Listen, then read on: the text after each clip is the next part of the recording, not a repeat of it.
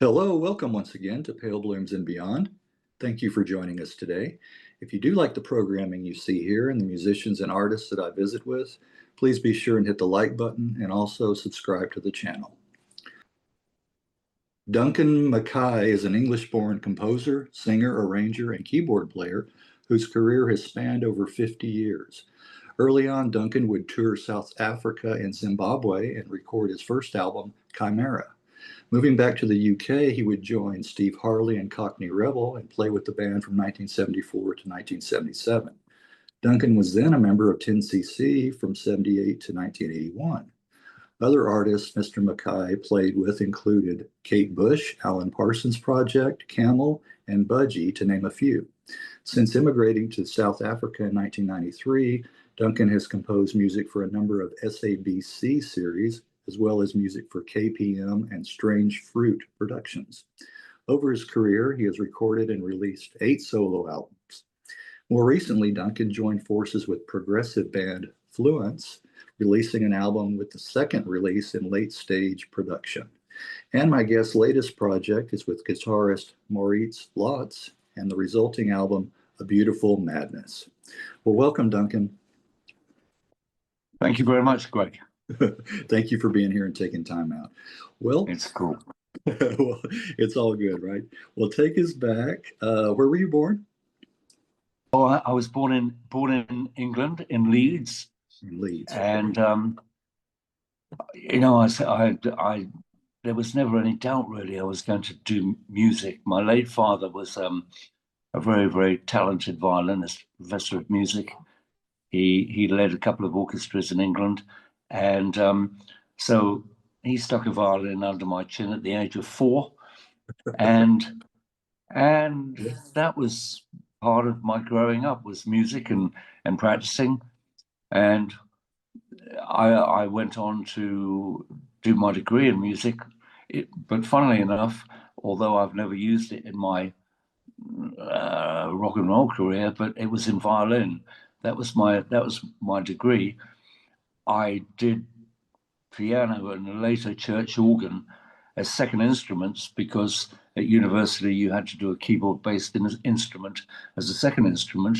And so the funny thing is that my degree is in violin. And at one time I was quite good at that, but I haven't touched it for many years, which is nothing to be proud of. But yeah, I've heard that. Right. You at age 4, I heard the earlier the better learning instruments like that, you know. Well, yes, yeah. Absolutely. So I got my degree when I was young. I was 19, and I actually started teaching, which I did for 6 months, and realized this was actually not for me. And by which time I was playing weekend things in hotels, like in jazz clubs and stuff like that. And I got spotted by a visiting Brazilian band led by a lady called Rosina de Valencia, who, when she wasn't running her own band, played with Sergio Mendes. So she was really good. And I got invited to go and join her band in Rio de Janeiro. So I distinctly remember getting the call, you'd like to come over to Rio and join the band? It was like, yes. And yeah. So I kind of quit teaching and got on a plane. Yeah. And I had my 21st birthday in Rio. Is that right? I love that. I love that. You know, Brazil '66. You know, and recording on A&M, and of course Herb Alpert. That was some of my earliest memories of music. My dad used to have. He had several of Herb Alpert, Tijuana Brass. You know, music. Wow, yeah. So I love that south of the border. You know, that sound. Well, yeah. It was a very it was a wonderful learning time, because, as I said, apart from playing jazz like Jimmy Smith and all that stuff, by which time I obviously was playing keyboards, or Hammond, but going to Brazil, there I learned a hell of a lot about their rhythms and a different way they go about putting together music. So that was terrific. Yeah. Well, going back a few years, can you recall one of the first singles or albums that you got yourself? Well, of somebody else. Yes, yes. Oh yes. Well, I mean, the minute I started listening to anything except classical music, it was I mean, it was around about that time. There was a big who do you like best, the Rolling Stones or the Beatles? Well, for me, it was very easy because the Beatles, I learned to appreciate the Rolling Stones later on in my life, and they're tremendous. But the Beatles, from a musical level, I went, bloody hell, that's extraordinary what they're flipping doing, and the songs they're writing, and the chords and the changes and all that lot. So I was a Beatles fan, and then, bearing in mind I was playing Hammond, I discovered Keith Emerson, Oh, and yes. from then on, I was a real big fan of the man because I already, as you can probably hear with Chimera, that very first album I did, that was the way I was writing. And then I Right. discovered a man who was making that really, really work Yes. with a three-piece band.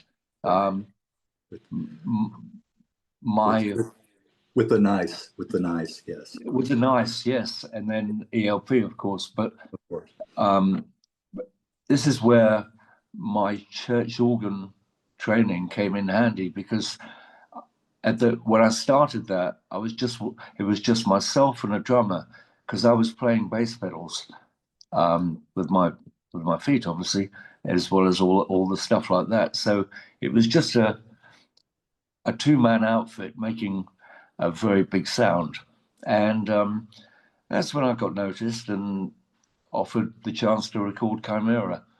Oh, And from there, yeah.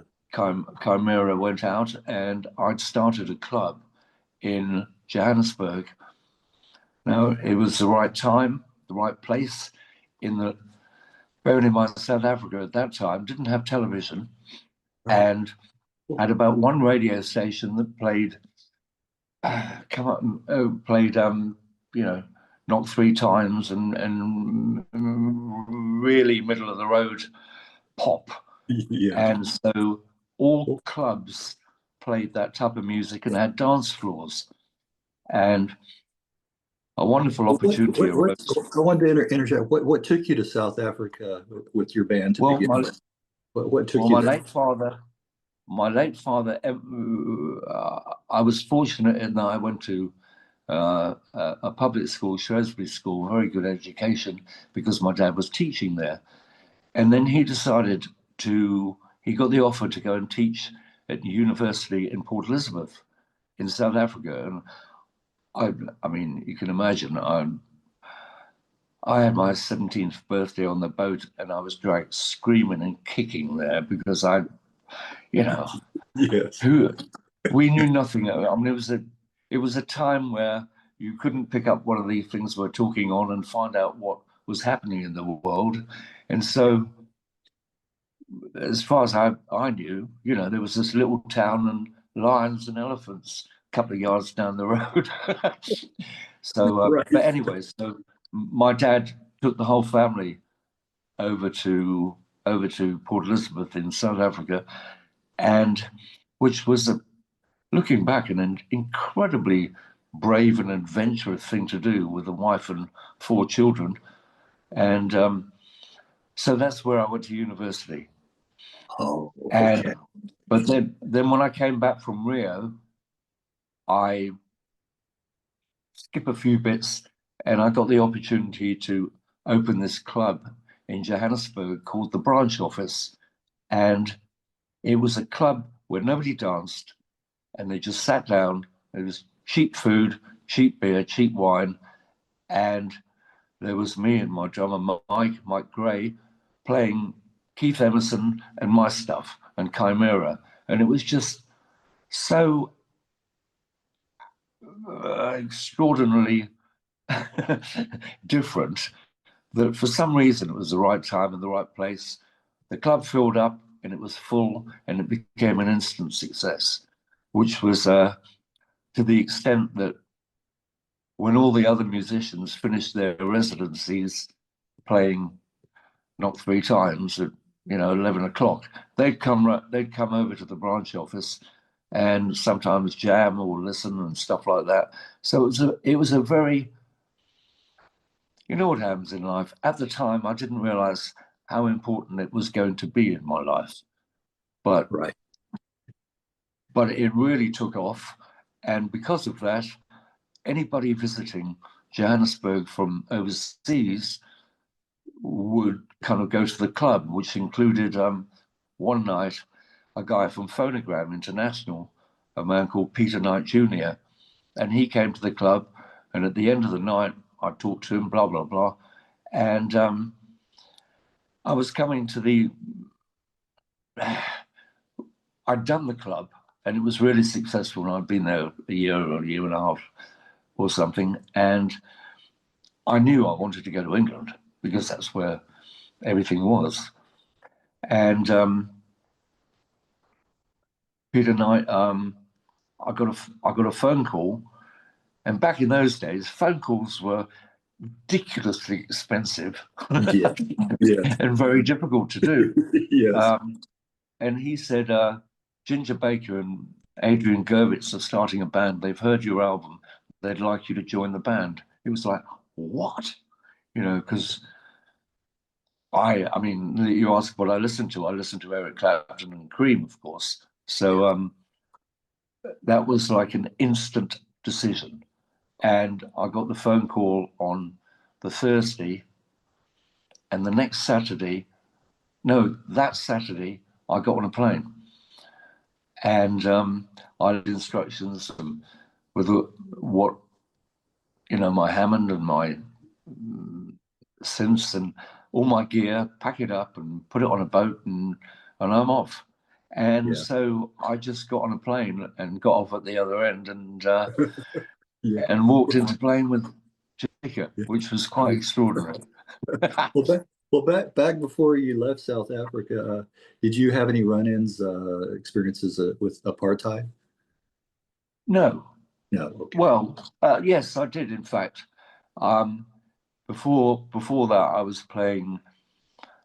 I was playing a horrible gig in Cape Town, in a place called the Navigator's Den, which was in where the docks were, and it was a dive, no other word for it, for sailors and prostitutes. And the great thing was there was this one guy, it was a colored guy called Leslie Kleinsmith, who was a fantastic singer. And there was just still me and the drummer playing everything else, but Leslie used to come up on stage and grab the mic and sing, and we did some soul music and stuff like that. Now, you asked me about my experiences of apartheid. I knew nothing about it, and I didn't, apart from, I wasn't really, my head wasn't there, it was music. But an interesting story is like the cops would raid this club on a regular basis, and they had to come up a big flight of stairs, and the entrance was right down there where I could see from where I was playing. And the guy at the door would flash the light, and Leslie would put the mic down and put a white coat on and start sweeping the floor. We weren't allowed to be playing together. Right. I actually thought it was extraordinarily funny, and we were saying that to the cops, which was even better. Yeah. So that probably is my experience with apartheid. But yes. That was quick. That was quick thinking. That was quick thinking on his part. We had it down to absolutely off pat, and I met him in recent years, and we laughed about it because we had a good grin about those times. But, it was, I have to say, my mind and my head and everything I was doing was purely music. So if that stuff was going on, you don't know how to say it once you know about stuff learned later in life, but it didn't affect me, so I had nothing to do with it. Right, right. You're oblivious to it. You were young too, as well, I was young, and we were just Yeah. It was a Focused on music, yeah. yeah, absolutely. Yeah. Tunnel vision on There, making music. So yeah. but Yeah. I relay that experience from Okay. more as a lighter side of it. Right, right. Well, back Yeah. to going back to the UK. How soon after you went back would you join Steve Harley and Cockney Rebel? Well, Peter Knight had got me in with, as I said, Ginger Baker, who, and it's not just my opinion. I met a lot of people at the top in rock and roll in my life. Ginger Baker was a very unpleasant man, and I was green, of course, and Ginger Baker's my hero, and I'm going, blimey, is this how everybody acts? And then I went, no, it's not. And so I said to Peter Knight, I'm very sorry, mate, and I don't want to do this, which was a monumental decision, but it was the right one.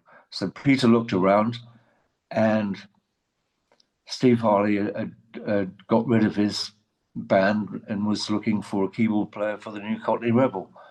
So I went and did an audition and met Jim Cregan and George Ford and Stuart Elliott, and it was like they were the four of us were very good musicians, and we all played really, really well together and fed off, and that's when it started. And of course, suddenly, well, very rapidly in that year, there I was in Abbey Road recording, the famous studio, and by chance it was the right bunch of people writing the right songs at the right time, and Come Up and See Me Make Me Smile. Yes. Went to number one. Went to number one. Right. Yeah, it's exactly. off of the Best Years of Our Lives album. Yeah, exactly. It's interesting. Yeah, I've been a huge Steve Harley Cockney Rebel fan, and I emailed you back and told you I'd been trying to get an interview with him. I didn't know he was sick. I didn't know about his health. Talking to his representative, and we were emailing back and forth for a while there, and this is a while before he passed. And yes, trying to set something up, and it just never came to be. It transpired that not a lot of people knew how ill he was, or maybe it was incredibly sudden. I honestly don't know. Yeah. I don't remember what it was that caused it, but yeah. But those early years of the first 3-4 albums, right, were very creative, and I have very fond memories of those times, because we toured and we played big venues, and the records were successful, and you can't get too much better than that. No. I was going to mention a few of the tracks off of that album, see if your memories of those, if your recollections. The Mad Moonlight is one of my favorites. Yes, and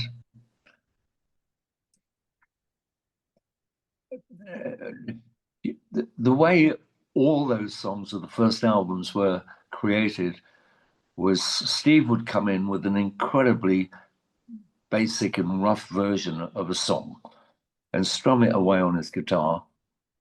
And a bit later, once the band had got hold of it and started twiddling, and of course, Alan Parsons, great producer, it would turn into the songs that you know. And there was a lot of, not lengthy, but a lot of experimentation going on, and trying different and wonderful ideas, because that was the era when that was happening. And new sounds were coming out, and also new sounds were being, on synths were being created that were not created at the push of a button. Yes. Right. They were all plugins and twiddly knobs and fiddling with that, and that sounds good, great, we'll have that. How the hell? And next time you want that sound, how the hell do you get it back? With a lot of trying to remember. Yes, right. A couple of other, Mr. Raffles, Man, It Was Mean, another one I really enjoyed. Yes. And then Another Journey, and the title track, The Best Years of Our Lives, another one. But what a songwriter! And how was it working with Steve?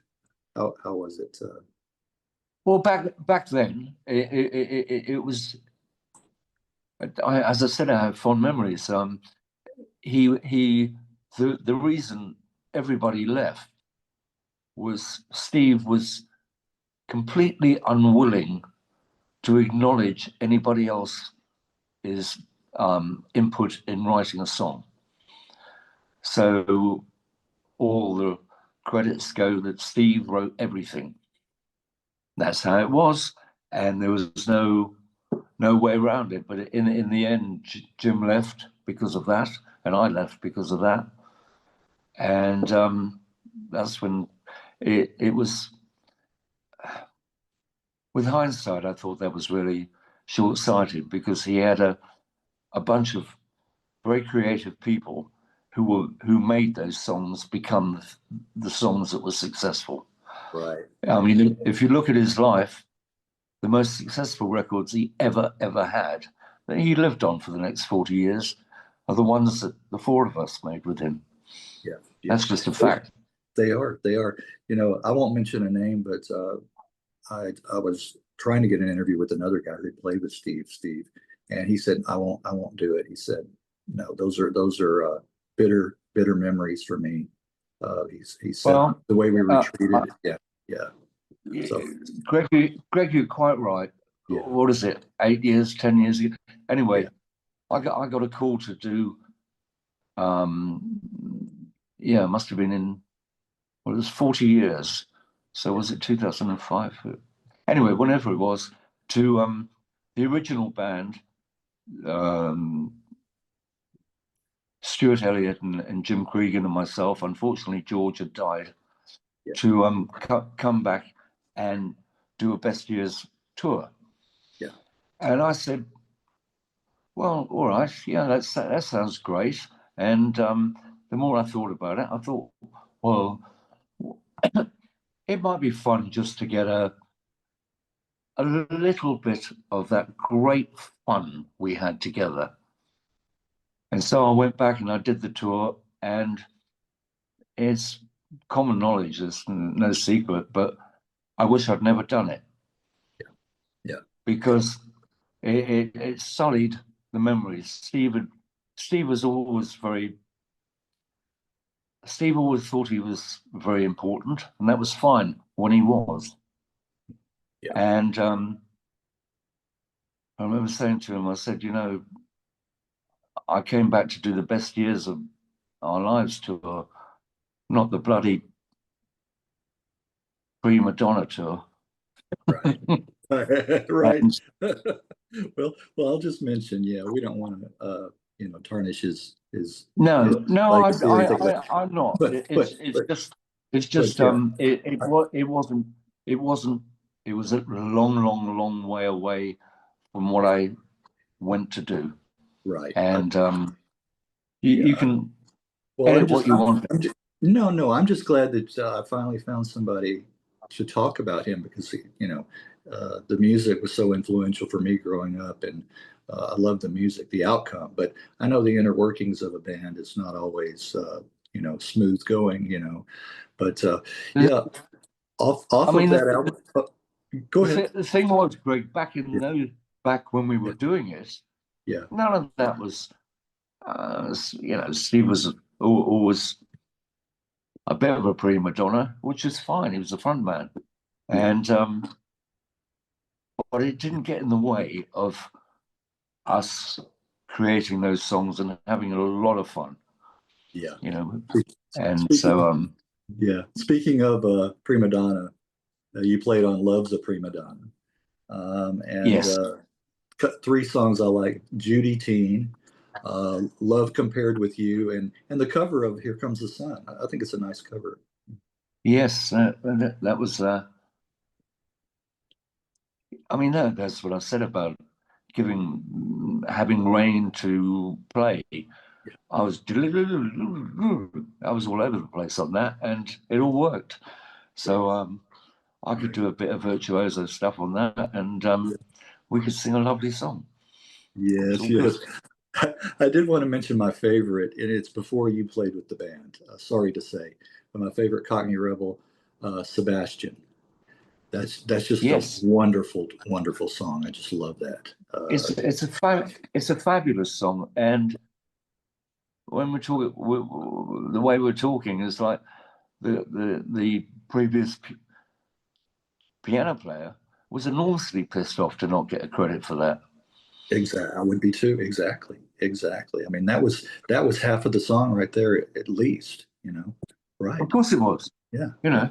You know. So Well, and if Steve had just acknowledged all that lot, just yeah, a little bit, yeah. who knows? The band might have lasted many years. Many years. Right, right. Well, So mo anyway, moving on that's to 10cc. What were the circumstances that led you to joining the band?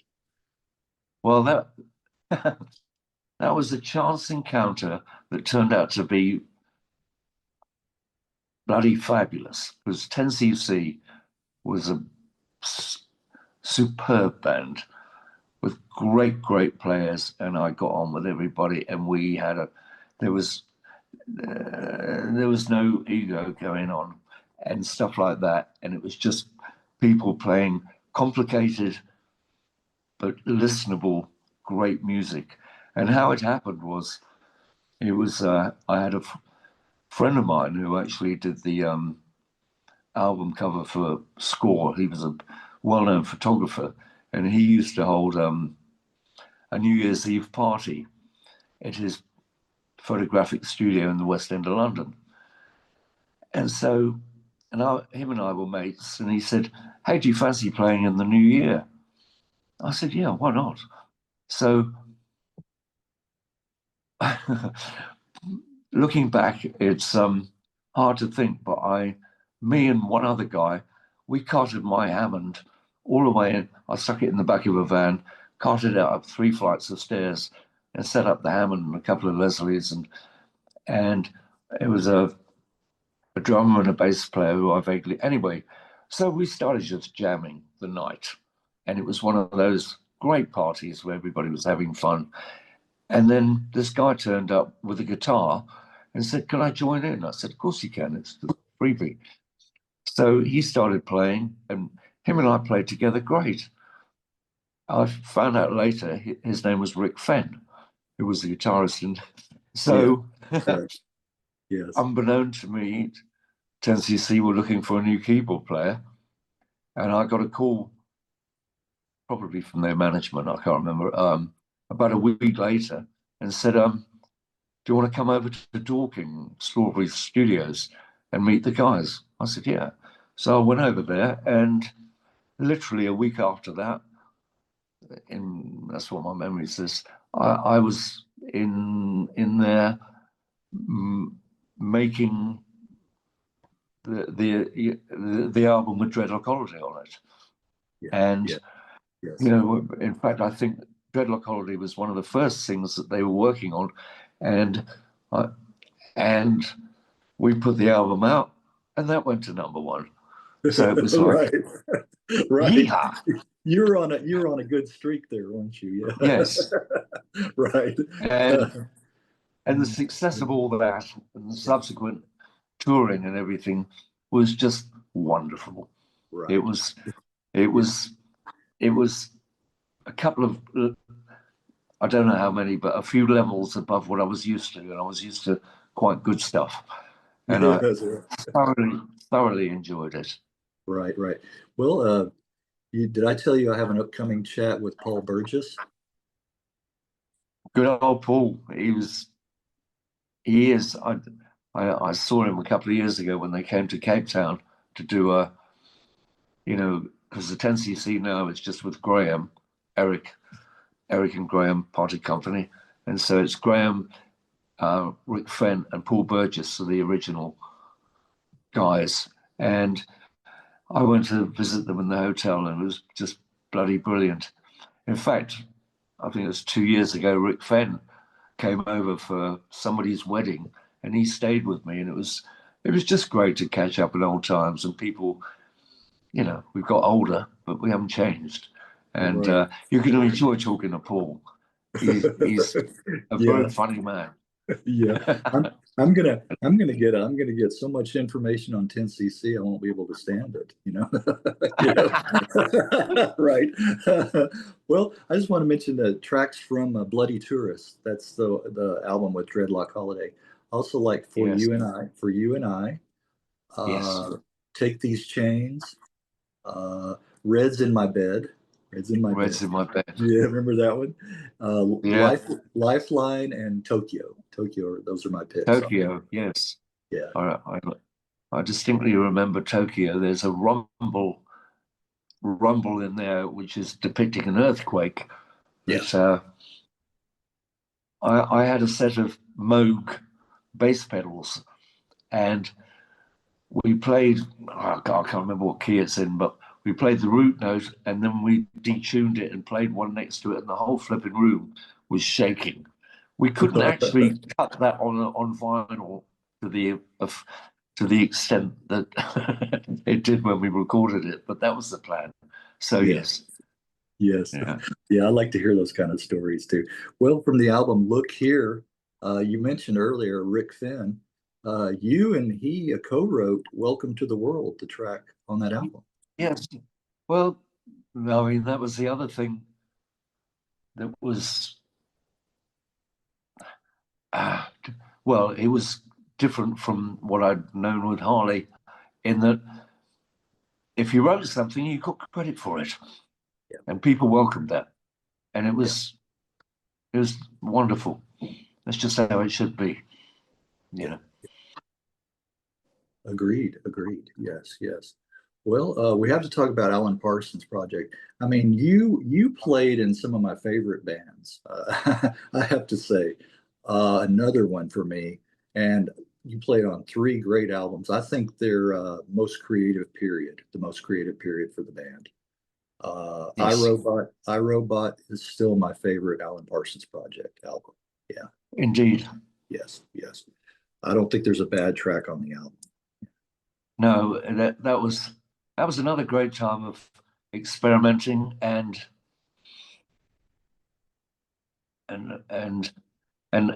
Alan was a fabulous producer in that he saw the big picture when it was being created, which is quite a gift. And one of the most laid back chaps ever. I've told the story before, but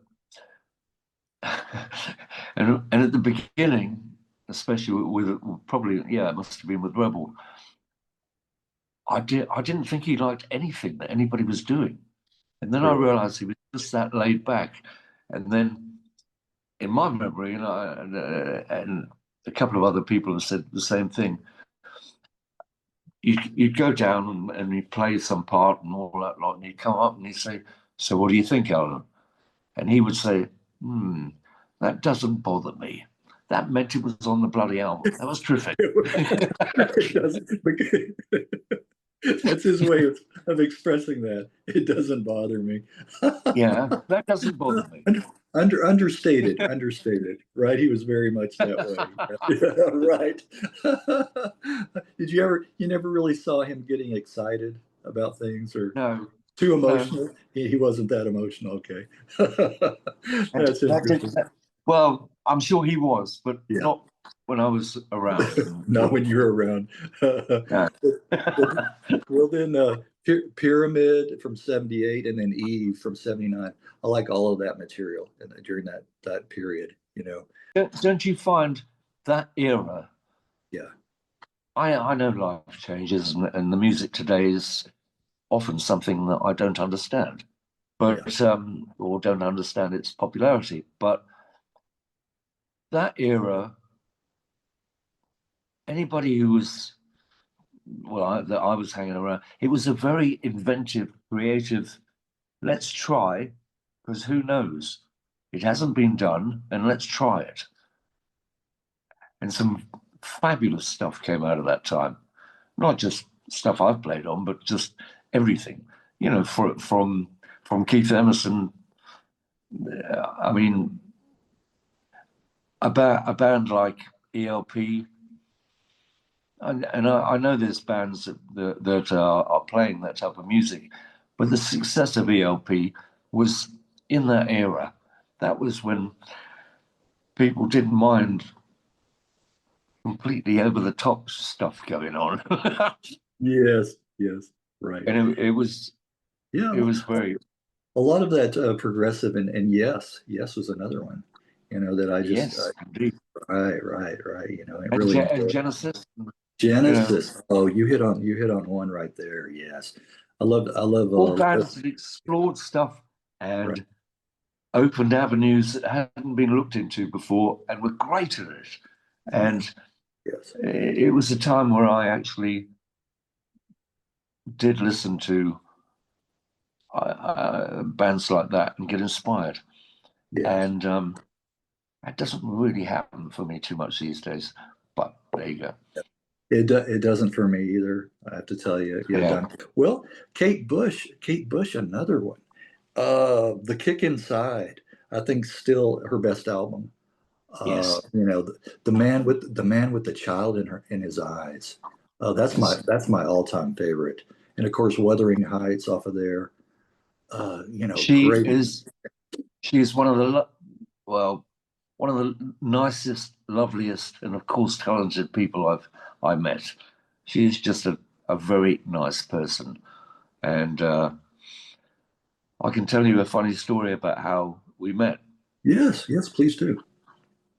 Well, what had happened with the Parsons Project, as you know, it was myself and Stuart Elliott on drums, and the core of the band, and then there was Ian Benson on guitar, and David Payton on bass from the band Pilot, and that was the core of everything we did, and it was great, and it's probably one of the reasons that I mean, we were there as session guys, but it was probably one of the reasons it didn't sound like that, because we played nicely together as a band, if you know what I mean. Yeah. So I got the call to say Andrew Powell, who was the string arranger for the Parsons Project, was going to be producing this new girl singer, and the four of us were booked as the band, the backing band. So we met in Air London the first morning of recording, and we hadn't seen each other for a while. So we're all sitting around there in the control room having a cup of tea, and no, we were just sitting there talking and catching up. And this little girl came into the studio and said, "Would anybody like a cup of tea?"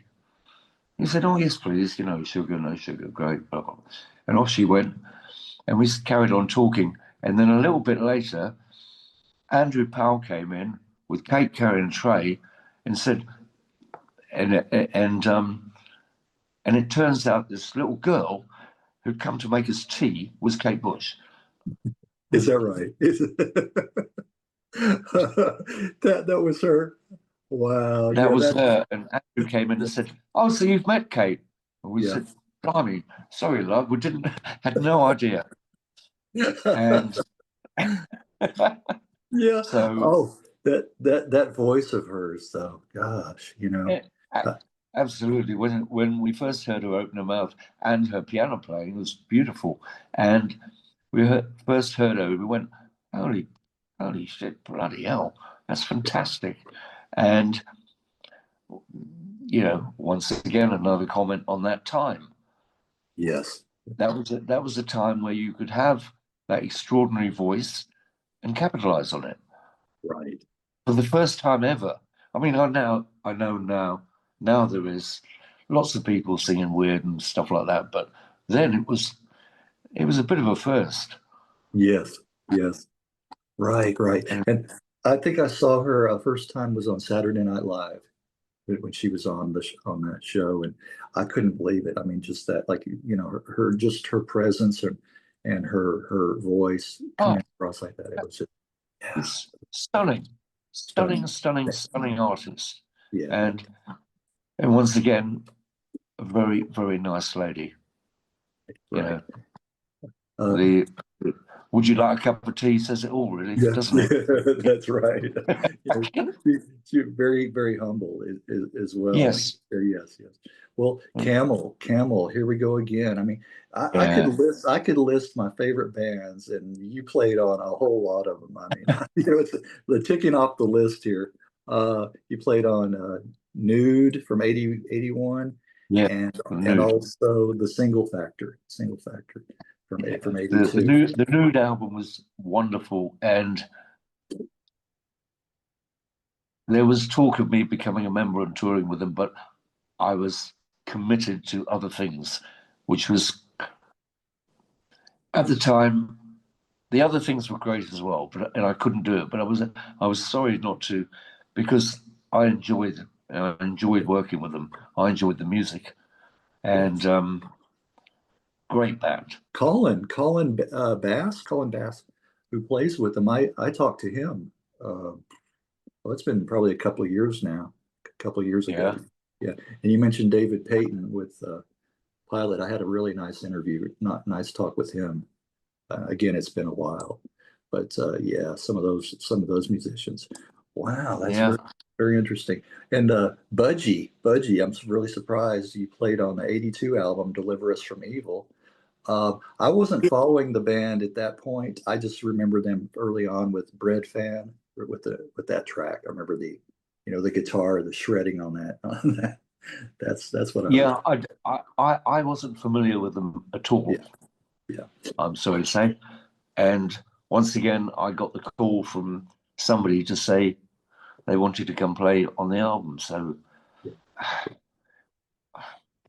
Yeah. so I did So that. you did Welsh band. Welsh, yeah. Yeah. Yes. Well, how did you come into the orbit of Elkie Brooks and begin working with her?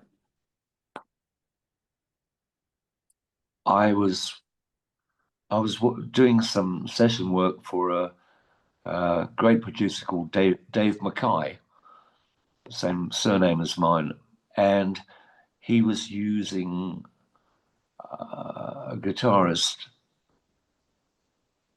God, blimey. Anyway, this guitarist was working with, the name will come. I do apologize to you, mate, but right now it's gone. And he was with Elkie, and they were looking for a keyboard player. Once again, through channels, who knows who.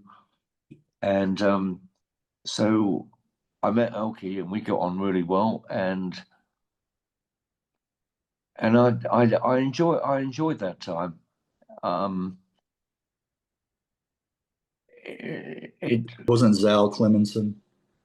No, Zal joined Okay. joined us later. Okay. Oh, Jeff Whitehorn? Jeff. Yes, Jeff White. I knew I was going to get there eventually. Okay.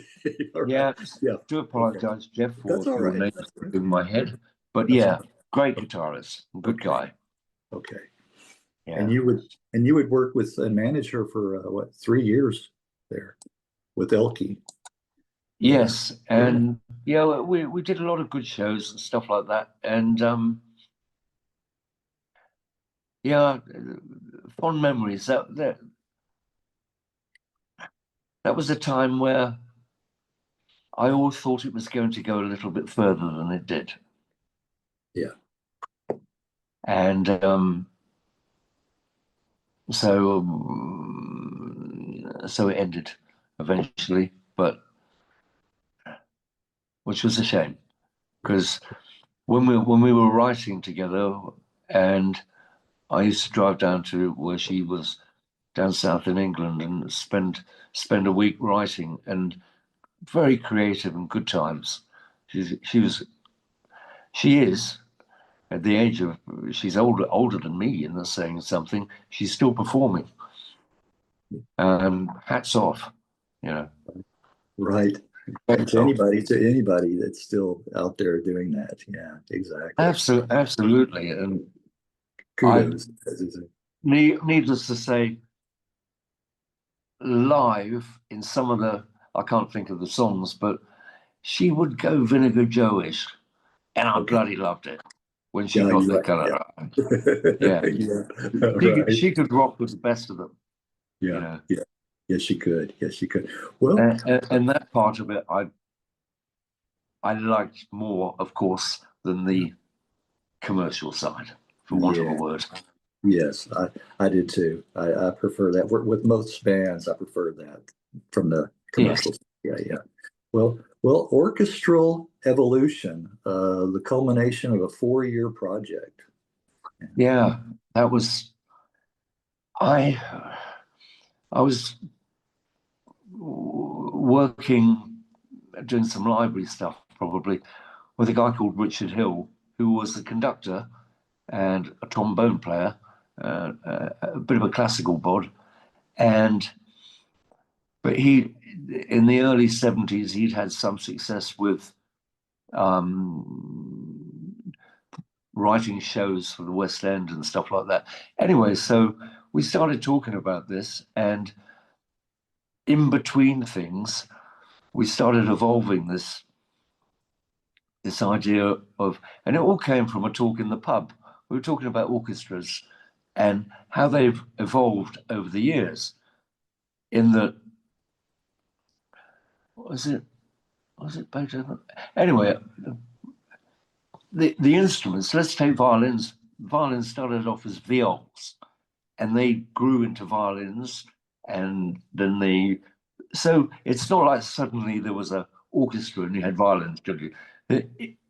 Over the generations, things changed. Brass instruments, they got bigger and lower and higher, and so it's always evolved. And we tend to think of an orchestra as what we know, and it's always been the same. That's what an orchestra looks like. And we started talking about that and the fact that it didn't always be that. And we thought, well, what's to stop us writing a symphony that involves synthesizers? And there was nothing. And at the time, in East Berlin, the wall was just coming down, and the East Berlin Philharmonic were still paid for by the government. They got their salaries there. And through a long and complicated process, they agreed to record it for no money. And it was a 70-piece orchestra, which would have cost 10 houses, to pay for them. So we flew over to East Berlin and recorded the 4 movements on 2-inch tape and brought them back here. And then through contacts, Chris Barber's jazz band, which was pretty famous then, we roped in a trumpet player and a guitarist, and we added to that because we thought we've gone down the modern instrument line, and there are parts where a bit of electric guitar, a bit of this, and a bit of improvisation would go down. And so we created this, and it's one of those things that was such an adventure creating and didn't have a market at all. but it's what you enjoyed, I mean, I enjoyed it immensely, and I traveled and we had fun, and I came back with bits of the Berlin Wall, and so the whole thing was worth it. But did it ever see the light of day or make any money? No, not a penny. Not a commercial project. Not in the least. Luckily, the end result didn't involve the fact that we had somehow found the money to pay for a 70-piece orchestra, because we got a fabulously expensive recording and a result kind of for free, and something I'm very, very proud of doing. But nobody's ever heard it, apart from me. Right. Well, if you have any tracks or any kind of files you could send me, that would be great. Yeah, I would love to. I would love to hear. I would love to hear that. Well, yeah, it's cool. Yeah. It's symphonic. Yeah. It's four movements, and Well, you'll need to remind me, but I'll dig it okay. out of this gear and somehow get somebody to make it a link, and you can get on it. Okay, that would be great. That would be wonderful. Well, what prompted the move back to South Africa in 1993? I tell you what it was. It was like all the time having returned, because all I knew about England, I was at school in England at Shrewsbury School. Then I left and I came to live in Port Elizabeth, a place I've never been back to because I don't particularly like it. I love Cape Town. Cape Town's like a different place altogether. And so what transpired was I finished with Elkie and this, that, and the rest. And for all those years, my life was either in a recording studio or touring. Right. And so I didn't actually live in England. It was my base, and I loved it. But then in my life, I decided having toured with, well, let's say 10cc, I really didn't want to go out and play small venues and for the sake of playing live. That's not what does it for me. So I started just working at home in my studio. And then I started actually living in England. And I went, I'm not too sure about this. And now that I'm here year in, well, every month for a whole year and the next bit, and it's raining and it's cold, and what am I doing? So I thought about, I've always loved Cape Town, and I came over to have a look at the place, and I went, oh, yeah. And this is where, like what we're talking on, the technology made a move feasible. Yes. Because especially now, as it's got more and more clever at what it does, is, the band Fluance, they're all based in the UK, and I live in Cape Town, and we've never actually physically met. Yes. We speak lots on these things and create lots of music. So a long answer, but I figured I've got sunshine 8 months a year. Yeah, right. I love where I live. I look out over the ocean and the harbour, and Simon's Harbour, and I've got a lovely studio in it. I have a parallel story. It's a musician, Alan Powell, who was he was in Vinegar Joe. Speaking of, he played with them for a while. Okay. Chicken Shack. He played with Hawkwind. A UK musician relocated to San Francisco, and he said because of this, he said I was just tired of the rain, because he was, in the UK. He said, it's absolutely right. And I've got to tell you, I really noticed when I went back for that Rebel get together that the general demeanor is, and understandably with that weather, is everybody kind of pissed off. Yes. And maybe that's what got to me when I started, as I said, having an ordinary life, living where I lived near Windsor. And I went, I don't see this.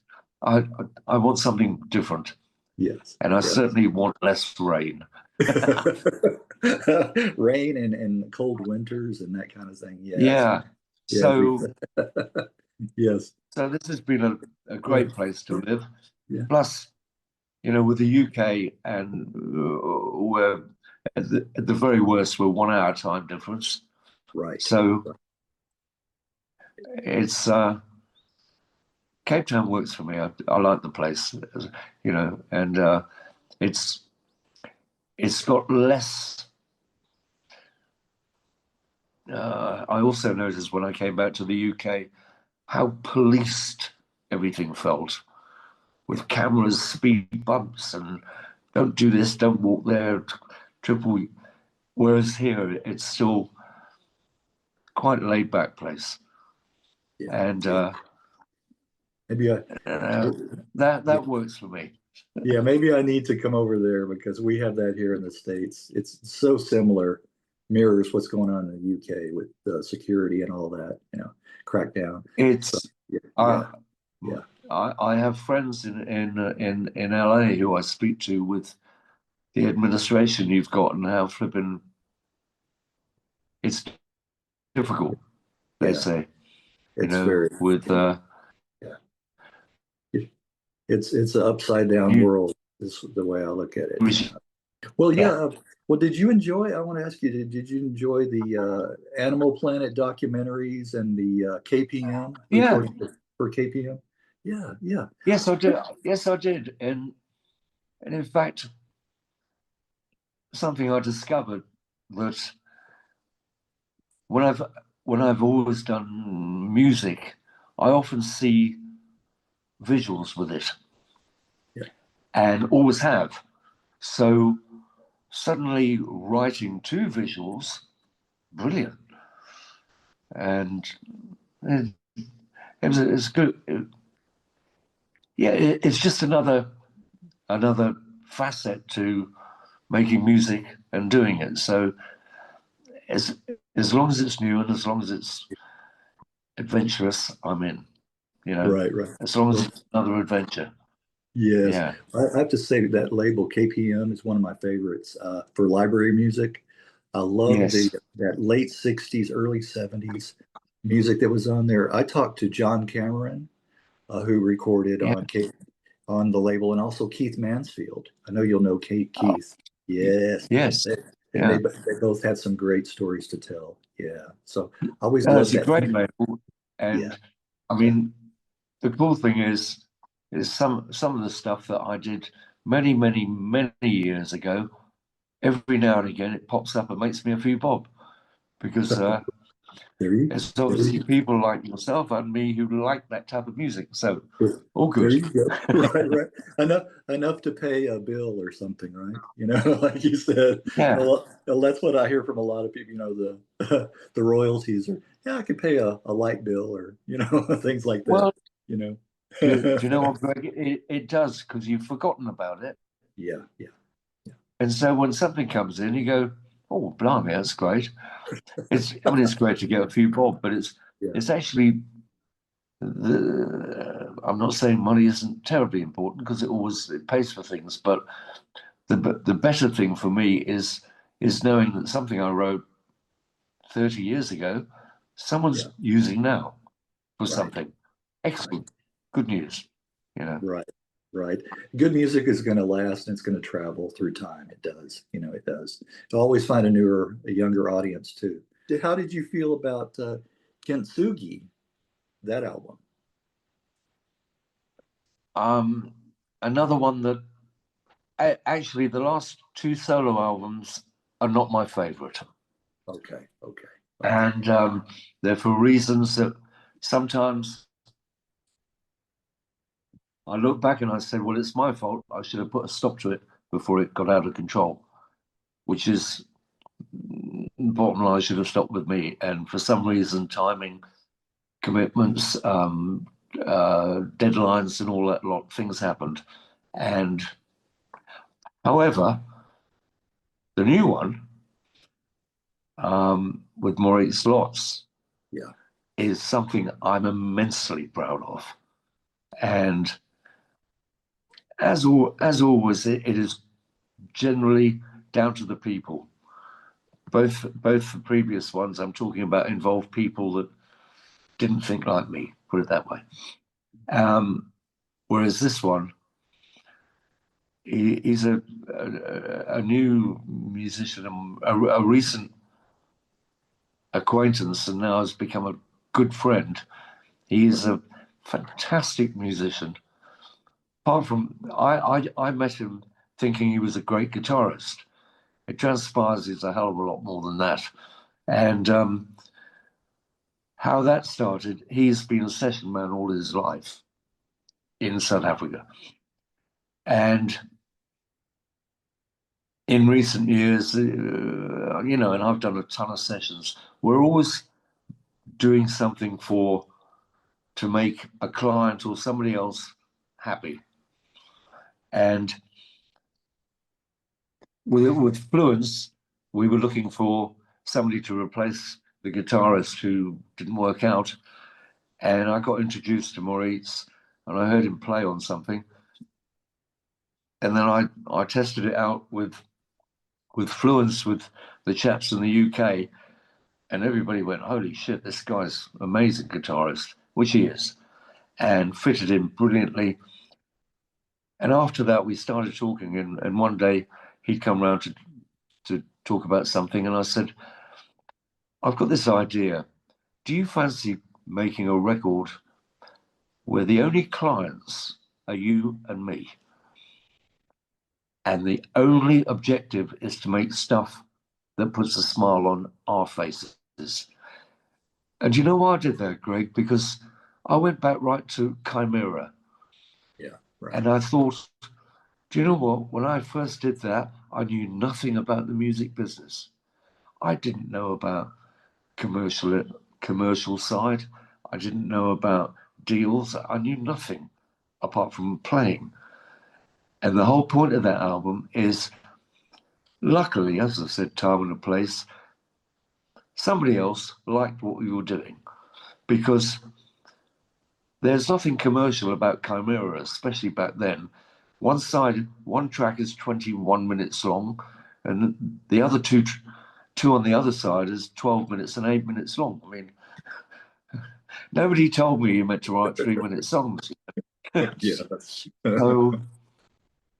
So that principle applied to making this record. And we were both busy, and so it's been done over 2 years with ideas from him, ideas from me, ideas amalgamated and put together. And we ended up with something that I'm immensely chuffed with, and I haven't been able to say that for a little while. And if it's my swan song album, that's all good. So we're literally today, we were in negotiations with a distributor. So fingers crossed, all should go down well. But this is going back to why I'm still in music after all these years. Is this album was made because we had enormous fun, enormous achievement, or sense of achievement, and we're proud of it. Those are the things that should exist when you make music, and it doesn't happen on every record I've ever made. Yes, but this one it has. So yes, that's it. I think that's well said. I think it's you've got to be happy with it first and foremost. Yes. What you're doing, and then if the public likes it, then that's just a bonus. That's just a plus. You summed it up perfectly, Greg. And you can hear from the track I sent you the music. It's been very interesting. Not too many people have heard it, but I played it to one person who came back with this amazing about the track that I sent. This story about a whole paragraph long of what the journey they traveled on when they listened to the music. And I went, holy shit, it worked then. It worked. Yes, that's right. And everybody who seems to hear it hears something different. Yes, terrific. Right. Keeps it That's what, interesting. So, that's what it's but about. Yes, that's what it's about. It's up to the uh, individual listener what their mind conjures up and the feelings the emotion and all of that. right, You're right. That's absolutely. That's the that's whole. part. Yes, yes, yes. You know, that's part of. We had talked to several musicians about when the advent of the video came in. With MTV and all that. I think it detracted from the essence of the music, because it was like it was telling Yes, people this is what you're yes, supposed to imagine when you see it, I instead of agree with just you, Greg. leaving it up to the individual. It imposed a Right, visual on it, right, and right. that's what the story was about. Yeah. And So um, I wasn't one that was quick to adhere to that when that revolution started with the videos. So I've always liked it to be all up in here, and in here too. indeed, So, yes. yeah. Well, Well, I'll tell you what, Greg. If you like, after this, I will send you a link to the whole of A Beautiful Madness. that would be great. That would be And welcome. I have to tell you about the title. The title was Mauritz was here and he was talking about something, and in passing conversation, he said, "Oh, that's just A Beautiful Madness." I said, "Hold it." I said, that's such a great little line, and it sums up my life in music, really. Yeah. It's been beautiful and bloody mad. It's mad And, at the same time. and so Right, right. It is. It is. It's an amalgamation of all that. You're right. You're right. That's what music. That's what well, music is. yeah, it's certainly been interesting life with all these things. It's never got, as we've been talking about, things have changed and I've left and I've joined and stuff like that. But it's sure been interesting Yeah. Yes. Well, that's and that's and that's mad. that's all part of your journey, right? Your Yes. journey. So that's well. Yeah. Do. Yeah. That would be great. And then keep me posted on when will that be released and that Yes, the whole process. Yeah. as I said, literally today we were speaking with a big distribution company, and so we'll see how it works out, because I mean I've got 10 companies I can send it to, and they'll say, "Yeah, we'll put it on the books." Not interested. I want somebody who likes it. Yeah. That's that's got to come first. You're right. Yeah. It's Yeah. it's Yeah. vital.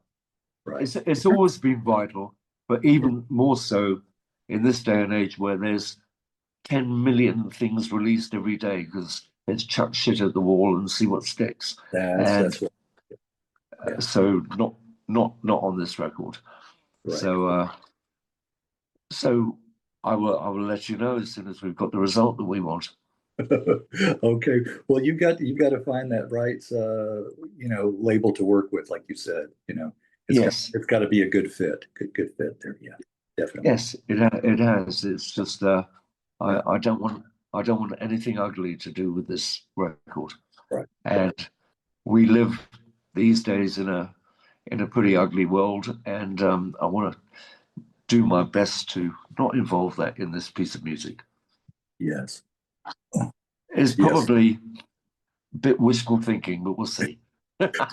Well, we all need some beauty, injected in our lives. We definitely do that, and that's what for me, music is an escape from what's going on around us. It is. It's always been, but especially today. Especially today. And I think, Especially today. yeah, and I think a lot I, of I Greg, my let's call it the heyday, or my heyday in rock and roll, and I am so glad it was in the era it was, yeah, because it was a gentler world with and just with a bit tongue in cheek, but I'm glad. Otherwise, you know, these days everybody's got cell phones to take pictures of you doing anything, and I'm incredibly delighted they weren't around when we were having fun. Right. Exactly.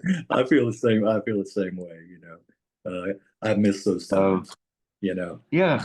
Yeah, I do. Yeah. So it's And part of my so, life too as well. Okay. Well, go ahead. What were you going to say? I think the era we're talking about was more tolerant. Yes. There were more smiles, Right. and it was just safer. It was safer. It was safer. I mean, talk about, it was safe. leaving your doors unlocked and things like that, and kids playing out till all hours, you know, and parents didn't have to worry, you know. It's just things like Do you remember? Do you know, Greg, when it was in the like 74, 75, and I was bought my house in Highgate in London, and it was very old. It was a lovely Mercedes 190 SL, which is now worth about 3 zillion quid, but then it wasn't. And I used to park it outside on the street with the top down. Yes, right. In the summer, obviously, and no worries. Yeah, right.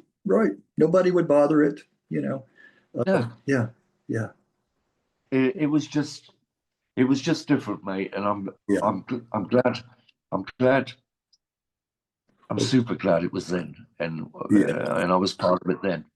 Yeah, that's why I go back and listen to the music from that time period so often, because it does remind me of those days, you know, when life was better. I mean, to me, it was just better all the way around. It was better. Yeah. And you know, for me, my life now is of my own choice, and I've engineered it, but I live a very hermit-like existence. Yeah. I've got my house, I've got my view, I've got my studio, and out there's all those other things, and no thanks. Right. Exactly. Right. Yeah. Oh, that's funny. Yeah, you're right. You know, I think people are becoming more and more that way, you know, insulated from what's going on out there in the world, you know. Well, absolutely. You know. All right. Well, I want to thank you. Go ahead. No, I was just going to say, I'm sorry it took so long for this to happen, but it's been great talking to you, mate. Yes, it has to you too, Duncan. And I knew it would be, you know, I just get a feeling about certain individuals, you know, and because I've been doing this a while, but I knew it would be. And it's all been worth the wait. Definitely. Fantastic, mate. Yeah, it definitely I appreciate that. Yeah, well, you're very welcome. And I want to say all the best to you, you know, in future endeavors and with this beautiful madness. And I can't wait for it to get out there and for you know, more people to hear it, because I think they will. As soon as I will keep you aware of it, and I would appreciate any plugging you can do on it, obviously. Okay. All right. Well, we'll definitely have this, you know, and that's why I like to. It'll be on my channel, and then I'll send you a copy, and then you can post it wherever you'd like, you know, and that'd be fantastic. See how much mileage we can get out of it. Yes, there you go. Going back to that bit you said you're going to edit out about stuff, edit it out. Yeah. because it doesn't mean anything to anybody else. And tell you the truth, I'm just relating what it meant to me then. It doesn't mean that to me now. So fuck it. Okay. All right. Yeah. All right then. All right. Well, you have a good rest of the day. All right, and upcoming weekend. And you too, mate. And I'll stay in touch. We'll stay in touch. Yeah, but let's keep in touch. I enjoyed the chat, mate. All right. All the best to you, and bye for now, but not forever. Okay. You got it. All right. See you later. All right.